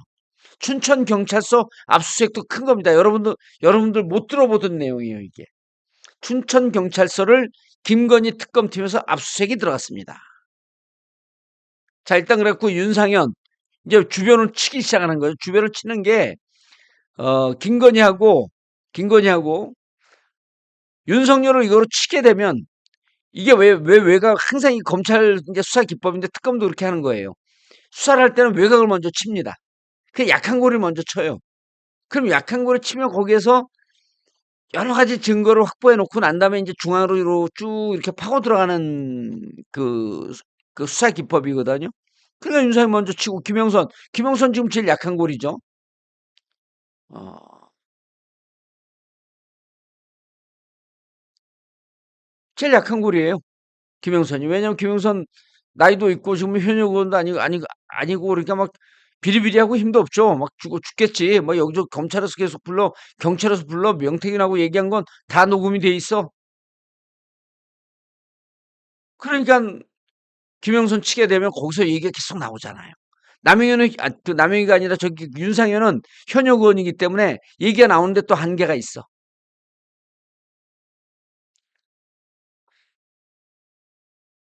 그래서 김상현과 윤상현과 김영선 의원을 먼저 친 거는 윤상현하고 김영선 의원을 먼저 친 거는 주위에서 주위에서 증거를 먼저 확보하고 안에까지 치고 들어가려고 하는 그러한 아, 어, 그러한 전략으로 보인다. 자, 그다음 춘천경찰서 압수수색 들어간 거는요.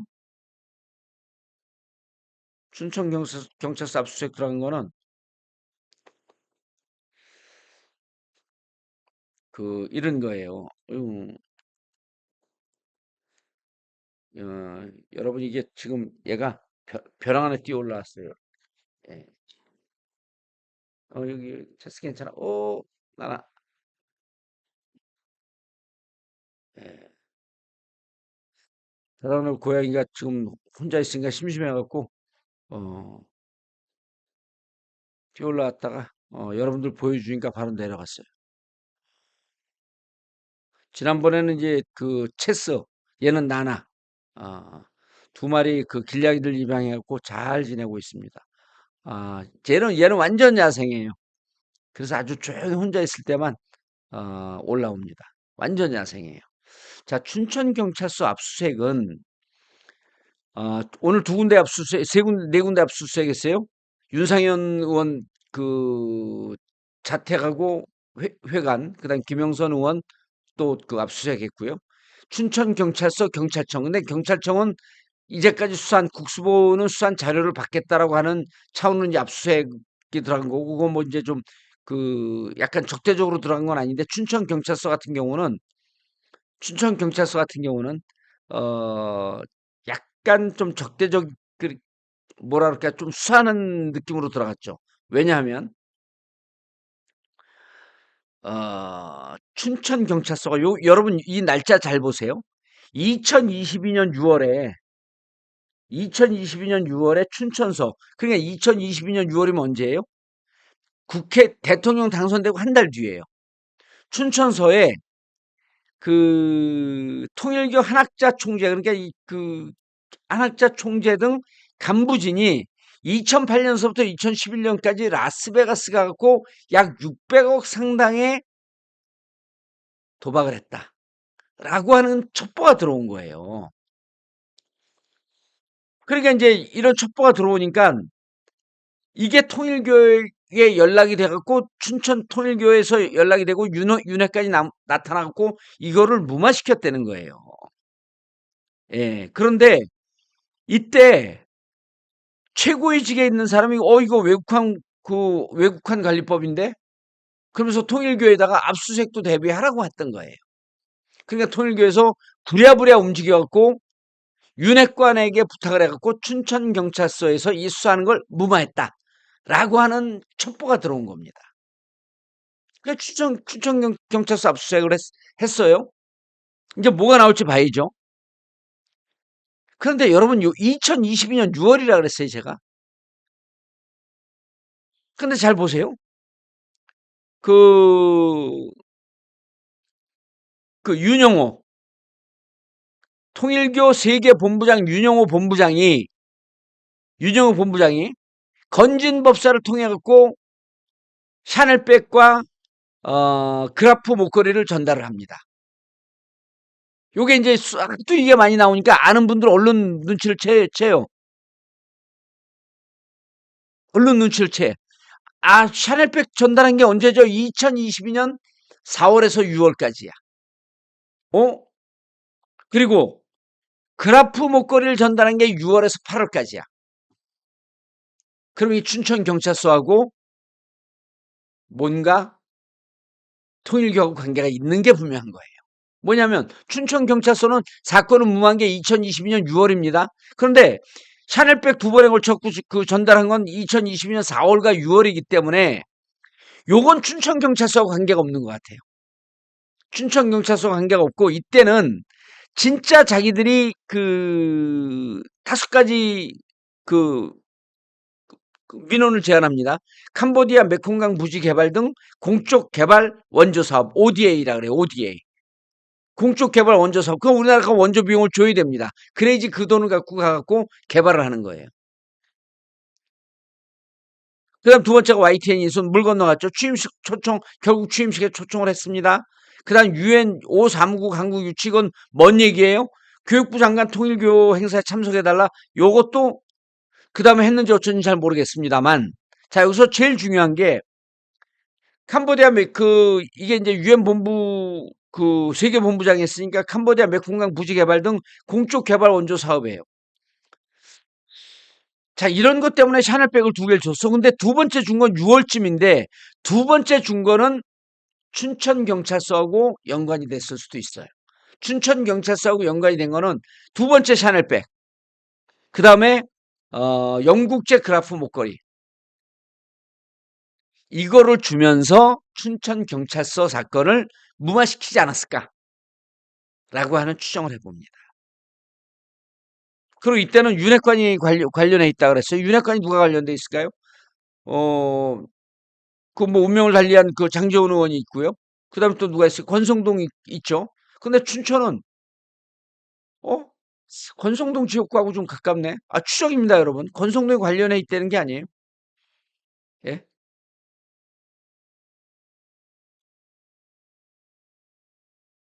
권성동 의원이 관련돼 있다는 게 아니라 윤핵관이 관련돼 갖고 통일교 쪽에 부탁을 받아서 춘천 경찰서에게 사건을 무마하고 수사를 무마했다. 아, 라는 설이 있어요. 그 뭐 오늘 압수수색 받은 윤상현도 가능성이 있고요. 권성동 가능성이 있고요. 이때 당시에 나는 장지원 의원은 아니었을 가능성이 높아요. 왜냐하면 장지원 의원은 그때 뭐를 하고 있었냐면 용산 인사에 그 집중을 하고 있었어요. 장지원 의원이 다 한다는 그런 소문이 돌 때거든요. 그러니까 아마 그 실세이긴 하지만 권성동, 장지원, 윤상현 다 실세인데 윤상현은 이때는 그때 우리가 아는 것처럼 힘이 세지 않았었고 아마 권성동일 가능성이 높지 않을까. 그리고 이제 강원도 같은 강원도고 거긴 강릉이고 여기 이제 춘천 아니에요? 그래서 제가 보기에는 오늘 춘천경찰서 압수수색 들어간 거는 상당히 신빙성이 있는 내용이다. 그리고 이게 보세요, 여러분. 2008년서부터 2011년까지 그 도박을 했다는 거 아니에요? 600억대. 근데 지금 뭐 올해가 몇 년도입니까? 올해가. 그리고 요거는 그 2025년이고요. 이 사건은 추천서에서 한 건 2022년이야. 그러면 11년도 넘는 사건이에요. 11년도 넘는 사건이에요. 그럼 이건 뭐냐면 이 내용에 대해서는 춘천서에만 첩보가 제보가 된 게 아니고 이미 여러 군데 손을 탔을 가능성이 있어요. 그리고 춘천서뿐만 아니라 그 춘천경찰서는요. 그 이제 통일원 그 통일교 그게 그쪽 이제 양가평 쪽으로 있잖아요. 양가평 쪽으로 있었고 아마 춘천서로 이제 제보가 접수됐을 것 같은데 제가 보기에는 요건은 지금 그 이번에 그 16개 16개 김건희 특검에서 요 내용은 없는 거로 알고 있어요. 새롭게 나온 겁니다. 새롭게 나온 거예요. 근데 이제 이게 16개 중에 없다고 할지라도 이게 특검에서 수사를 그 할 수밖에 없는 게 이렇게 되어 있어요. 뭐 이러이러한 사건 등이 무섭습니다. 그래서 제가 보기에는 김건희 특검도 이제 본격적으로 시동이 걸어갖고 실질적으로 그 아주 그 자질구레한 일이 많아요. 그 내란 특검은 좀 굵직굵직한 사건인데 김건희 특검은 자질구레한 일이 많고 그래갖고 그 엄청 노가다를 그 띄워야 될 거예요. 그리고 건이 너무 많습니다. 아,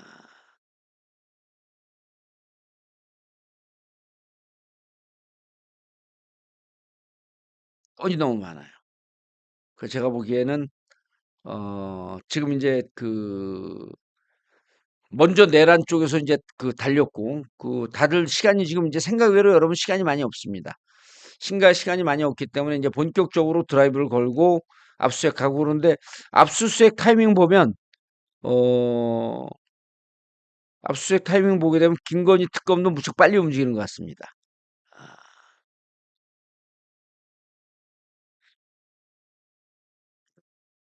그렇죠. 그래서 여기 이제 오늘 이제 윤상현이 그 압수수색 당한 거는 여러 가지 의미가 있을 것 같아요. 그 2022년 재보선거에 관여했는가라고 하는 이 문제에서부터 해갖고 어 아마 이 그 통일교 관계 이런 것도 하고 이제 지금 오늘 압수수색하면서 뭐라 그러냐면 조만간 소환하겠다 그랬거든요. 제가 보기에는 그 머지않아 그 김영선 의원은 두 번인가 벌써 조사를 받았고요. 이제 그 윤상현 들어가면 이제 김건희 특검이 이제 시동이 걸렸습니다. 앞으로 갈 길은 멉니다. 그래서 김건희 특검, 그다음에 내란 특검. 지금 외환죄 저거는 무척 심각한데 외환죄 할 때 많이 사람들이 좀 들었어야 되는데 그래도 여러분들 함께 해 주신 여러분들 감사드리고요.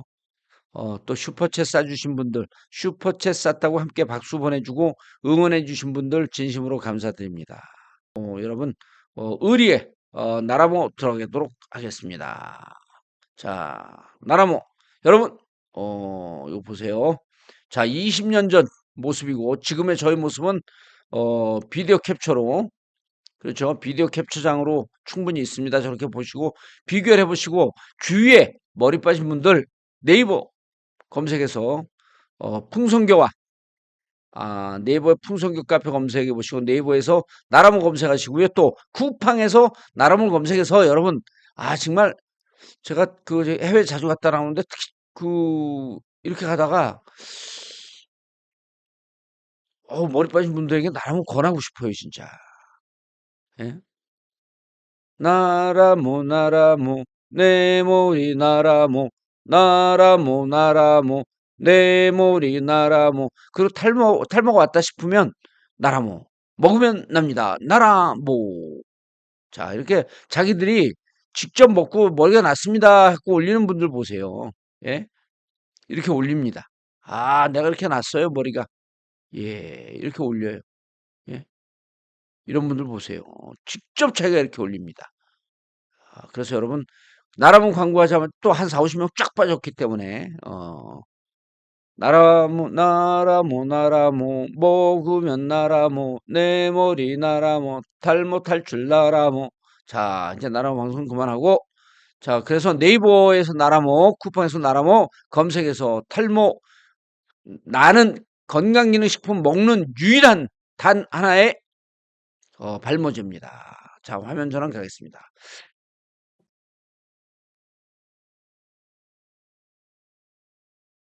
봉도사의 쪽집게 정치 해설 시작하겠습니다. 자, 윤상현 압수수색 영장이 오늘 보도 나온 거를 보면요, 이렇게 돼 있어요. 압수수색 영장의 업무방해에 대해서 윤상현 압수수색 영장에 윤석열, 김건희 업무방해 공범 이렇게 적시되어 있습니다. 그리고 뇌물 및 정치자금법 위반 이렇게 되어 있어요. 여러분 잘 들어보세요. 윤상현 압수수색 영장에 업무방해는 공범이라고 적시되어 있어요. 그리고 뇌물 및 정치자금법 위반이다? 이게 무슨 얘기일까?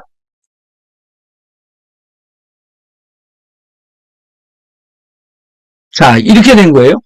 명태균이 윤석열에게 40몇 회 여론조사를 해주고 대선 때 그 비용이 3억 7,520만 원쯤 된다는 거예요. 무상으로 여론조사를 제공했습니다. 자, 그러니까 무상으로 제공했으니까 정치자금법 위반이죠. 근데 정치자금법 위반인데, 여러분 정치자금법 위반과 뇌물은 종이 한 장 차이예요. 대가성이 있으면 뇌물로 가는 거고요. 대가성이 없으면 정치자금법 위반입니다. 그러니까 정치자금법 위반은 정자법이라고, 정치자금법 위반은 형량이 조금 싸요. 근데 뇌물의 형량이 높아집니다. 5천만 원서부터 그냥 팍팍 뛰어요. 5천만 원, 7천만 원, 1억 이러면서 뇌물죄 팍팍 떠요. 자, 그런데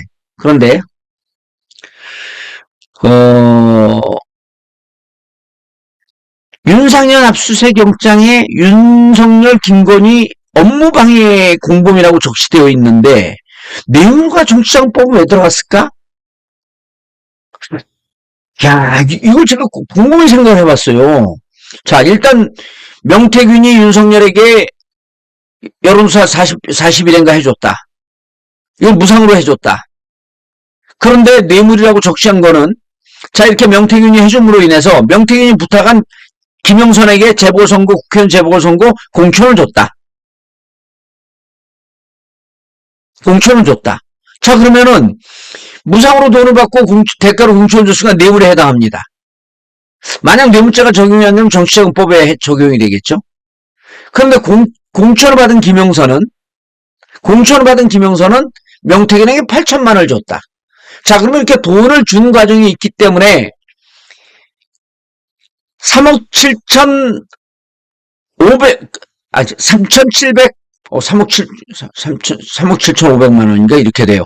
3억 7,500만 원에 3,750인가? 3억 7,500이겠지. 이거의 대가를 받고, 무상으로 받고, 공천을 줬기 때문에 일단 뇌물죄 적용인데. 그 김영선은 명태균에게 8천만 원 줬어요. 근데 이 내용을 왜 윤상현 압수수색에 썼냐는 거예요. 윤상현 압수수색에 왜 썼냐고요. 자, 그럼 이때 당시에 업무방해 공범은 뭐냐면 이때 당시에 공관위원장이 윤상현이었었어요. 그럼 업무방해는 딱 떨어지는 거죠. 그런데 야, 실질적으로 이렇게 돈이 무상으로 왔다 갔다 하는 과정에서 윤상현 아무 역할도 안 했어? 혹시 너도 이런 정치자금법 위반이나 뇌물이나 이런 등등, 그리고 또 요 시기에 2022년 6월이라고 그랬잖아요. 제가 어제 얘기했잖아요. 2022년 6월에 4월서부터 6월서부터 7월 사이에 통일교로부터 사례백 2천만 원 상당의 두 개를 받고, 그 다음에 7월쯤에, 6월에서 7월쯤에 그래프 목걸이 한 개를 받았는데, 이 과정에서 윤상현 역할이 없었냐는 거예요. 그래서 구속영장이나 압수수색영장, 구속영장 할 때는 수사가 많이 진행된 다음에 하는데, 압수수색영장을 할 때는 대강의 혐의가 소명이 되면 압수수색영장이 나와요. 그러니까 정확하게 이때까지 수사가 다 안 된 거야. 그런데 지금 윤상현에게는 업무방해 공범이라고 하는 것은 정확하게 딱 떨어진다. 왜? 공관위원장이니까 윤석열의 얘기를 듣고 김영선을 공천해줬으니, 이거 정상적인 공천의 업무를 방해했다 라고 하는 게 업무방해예요. 그거 공범이 된 거예요. 대통령 윤석열의 전화 받고, 그래 내가 알았습니다, 해줄게 하고 해줬단 말이에요. 그런데 왜 뇌물과 정치자금법에 윤상현 압수수색 영장에 왜 윤석열 김건희의 뇌물 정치자금법이 여기 있냐는 거예요. 아직 수사는 덜 됐지만 이 과정에서 윤상현의 역할이 있었을 것이다 라고 하는 게 특검의 입장이겠죠. 그래서 제가 보기에는 윤상현이 지금 업무방해 공범으로 적시되어 있지만 특검이 진행되면 진행될수록 윤상현의 얼굴이 두더지처럼 싹 올라올 것이다. 그 윤상현이 법적으로 의법 조치되고 정치적으로 어려워지면 될수록 윤상현과 카운터 파트너로 두 번씩이나 물을 먹었던 우리 당원들이 사랑하는 남용희 위원장에게 빛이 들어오지 않겠느냐. 공관위원장이에요, 여러분. 공천관리위원장. 공천관리위원장. 그래서 윤상현의 압수수색 영장을 보니까 업무방해 공범은 이해가 되는데 왜 뇌물과 정치자금법이 있었을까라고 하는 것은 아직은 모르나 이렇게 연결되어 있을 혐의가 있다라고 하는 특검의 시그널이 있다. 그래서 윤상현은 이번에 윤석열 날라감과 동시에 정치적으로 대단히 어려운 상황에 처해지지 않겠는가 라는 판단이 듭니다. 자, 윤석열 구속심사 들어갔습니다. 결국 영장실질심사를 마친 윤석열은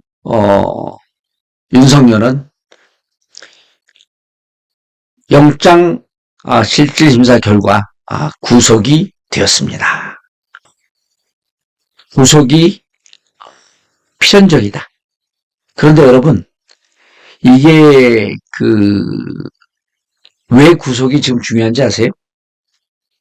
이게 보통 이제 이런 거 수사하거나 재판하거나 구속영장 청구할 때 항상 이 검찰들이 드는 논리가 조직폭력배 논리예요. 조폭들 잡을 때 쓰는 논리를 항상 적용을 합니다. 자, 지금 내란 수괴 그리고 이런 특수공무 집행관 여러 개 했는데 결국 모든 것의 정점에 내란이 있는 거예요. 내란. 그럼 내란도 누구 하나를 쳐내면은 그 주변부는 다 무너지는 거예요. 그 누구가 누구냐면 윤석열입니다. 그러니까 이번에 특검 조은석 특검이 오늘 구속영장 청구하면서 지금까지 여러 개 얘기했죠. 지금까지 이런 얘기도 다 했어요.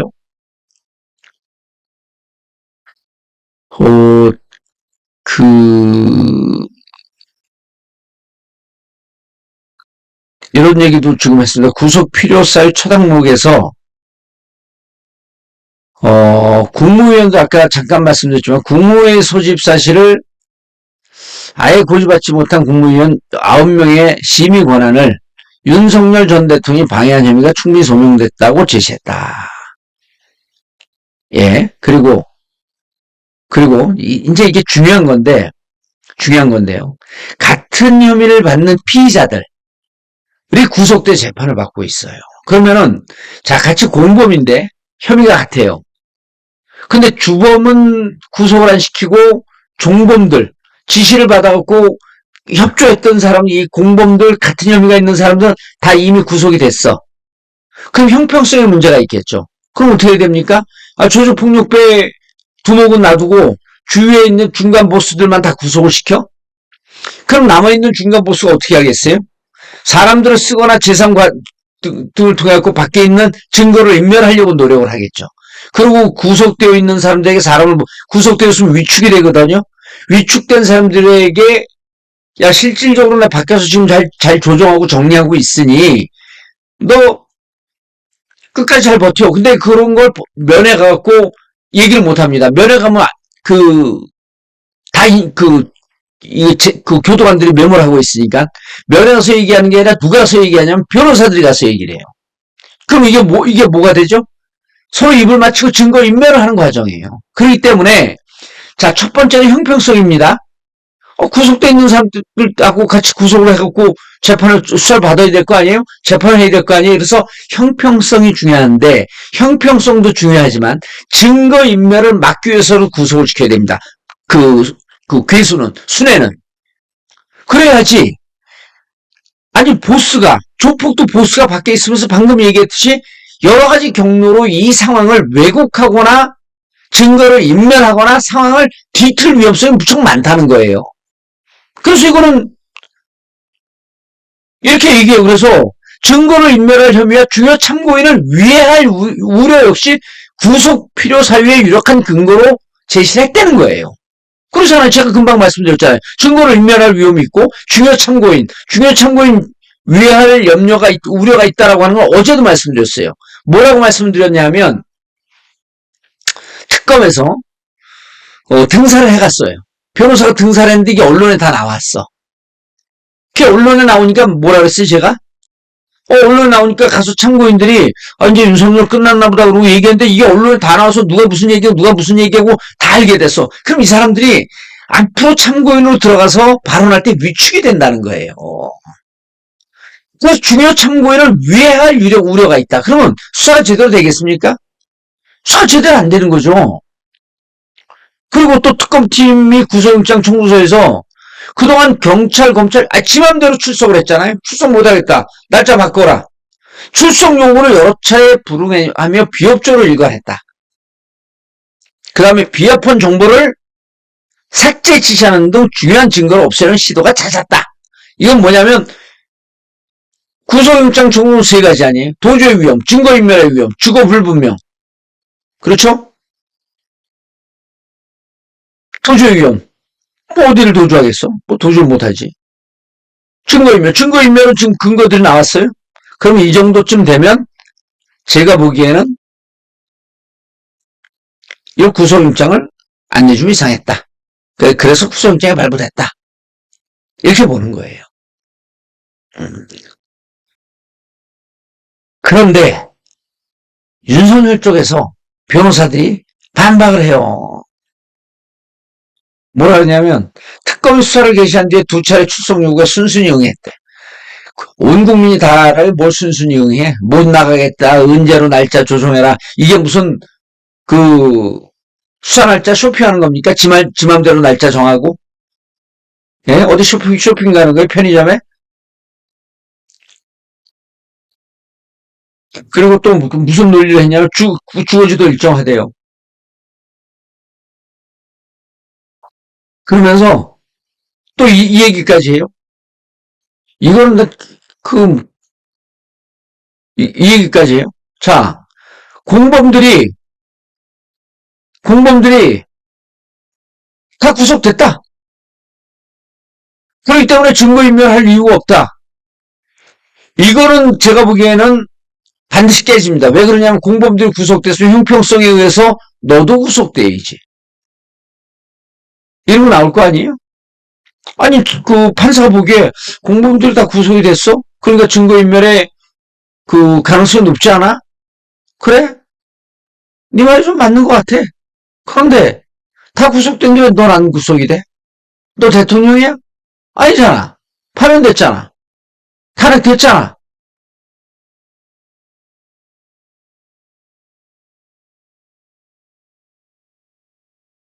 그래서 구속된 거로 보는 겁니다.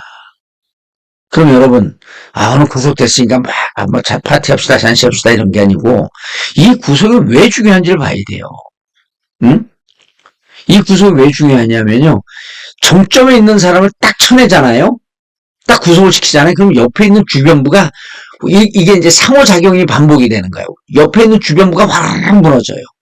괴수가 무너지면, 지금까지는 어쨌든 자기들 중심에 있어서 수괴가 딱 버티고 있었기 때문에 윤상현도 버텨, 정진석도 버텨, 김건희도 버텨, 김영현도 버텨, 다 버티고 있다가 수괴가 딱 무너지잖아요?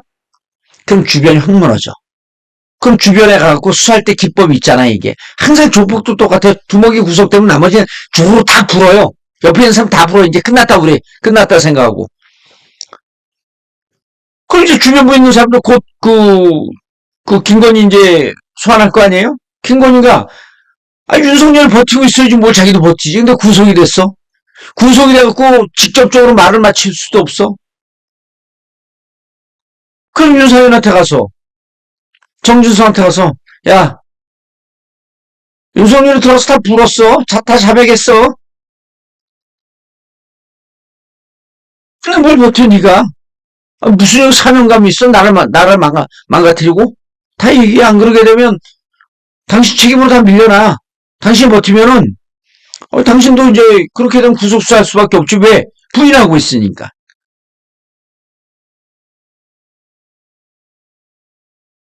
어, 그렇죠. 호영수님이 인민이 국가를 만든다는 맹자보다 앞선 단군 이래. 이제, 그, 맹자의 사상은, 어,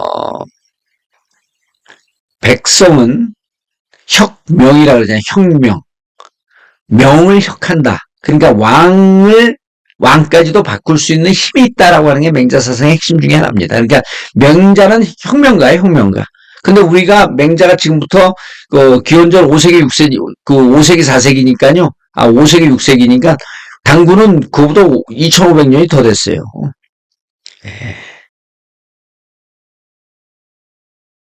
그 당군 이래 가장 진짜 그 나라를 망가뜨린 그러한 인물로 기록이 될 거고 오늘 책글 안 보시는 거 기록봉도사님 했는데 저는 이제 저를 뭐 긁고 이런 것 때문에 안 보는 게 아니고 몇몇 분들이 문자가 와요. 댓글을 보고 얘기하면서 집중이 안 되는 거예요. 안 된다는 거예요. 제가 그 댓글에 대해 반응하거나 댓글을 얘기해 주면. 그렇기 때문에 방송의 일관성과 방송의 퀄리티를 유지하기 위해서 댓글을 안 보는 겁니다. 근데 포기하지 말기님 잘 알아서 해주세요. 예.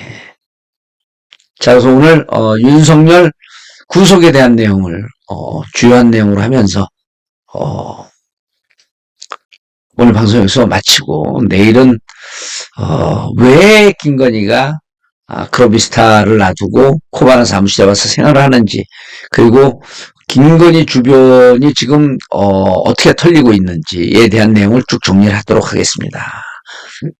자, 여러분 오늘 아주 안정적으로 350명을 유지하고 있었고 앞에서도 잠깐 말씀드렸지만 앞에서 잠깐 말씀드렸지만, 다른 방송들 요즘 엄청나게, 엄청나게 그 조회수가 많이 떨어져 있대요. 그런 거 비하면 강원도에게 아직도 영원히가 아니라 많이 욕을 먹는 정봉주 입장에서는 많이 들어와 있는 겁니다.